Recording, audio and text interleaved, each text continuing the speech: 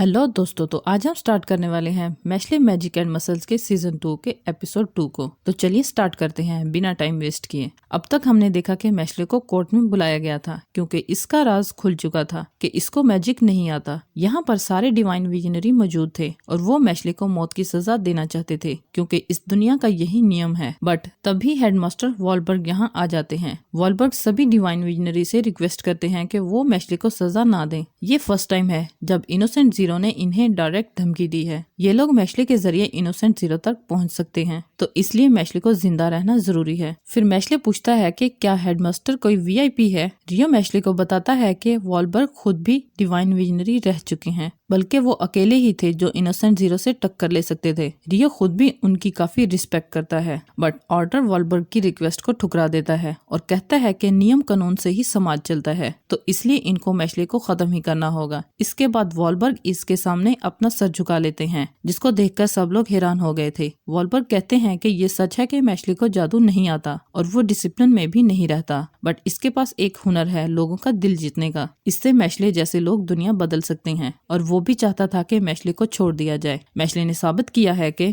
Wahlberg इसके खिलाफ है। इन्हें वक्त के साथ बदलना चाहिए और नाइंसाफी के खिलाफ आवाज उठानी चाहिए। ऑर्डर फिर भी वॉलबर्ग की बात मानने को तैयार नहीं था। तभी रायन भी इसके सामने घुटने टेक देता है क्योंकि वो भी चाहता था कि मैश्ले को छोड़ दिया जाए, क्योंकि मैश्ले ने साबित किया है कि वो लोग इस पर ट्रस्ट कर सकते हैं। बट फिर भी ऑर्डर और दूसरे डिवाइन विजनरी नहीं मानते और कहते हैं कि तुम लोग अपने दिमाग नहीं बल्कि दिल की सुन रहे हो। तभी जज ब्लेस बोलते हैं कि वो भी वॉलबर्ग के साथ हैं क्योंकि उनका जादू गॉड का दिया हुआ गिफ्ट है और जिनके पास ये नहीं है इनको मानना गलत है क्योंकि ऐसे लोग इनसे अलग जो हैं। बट आज मैश्ले ने उनकी जान बचाई है और वैसे भी इस केस का फैसला उन्हें करना ही था और वो फैसला सुनाते हैं कि मैश्ले को मौत की सजा नहीं दी जाए और डिवाइन विजनरी चाहे तो जज को पनिश कर सकते हैं। ऑर्डर अब मैश्ले को जिंदा छोड़ने के लिए मान जाता है, बट इसकी कुछ कंडीशंस हैं कि मैश्ले हमेशा इनकी बात मानेगा ताकि वो इसको मोहरे की तरह इनोसेंट जीरो के खिलाफ यूज कर सके। इसको ये भी साबित करना होगा कि वो इनोसेंट जीरो के साथ लड़ने के लिए स्ट्रॉन्ग है। इसके लिए मैश्ले को इस साल डिवाइन विजनरी कैंडिडेट बन के दिखाना होगा, बट अगर वो इसमें फेल हो जाता है तो इसको फौरन मार दिया जाएगा। मैश्ले इन कंडीशंस को मान लेता है। मैश्ले कहता है कि वॉलबर्ग का ड्रीम और पुरसुकून जिंदगी के लिए सिर्फ डिवाइन विजनरी बनना काफी नहीं होगा, बल्कि वो अपने मुक्के से इनोसेंट जीरो को भी हरा देगा।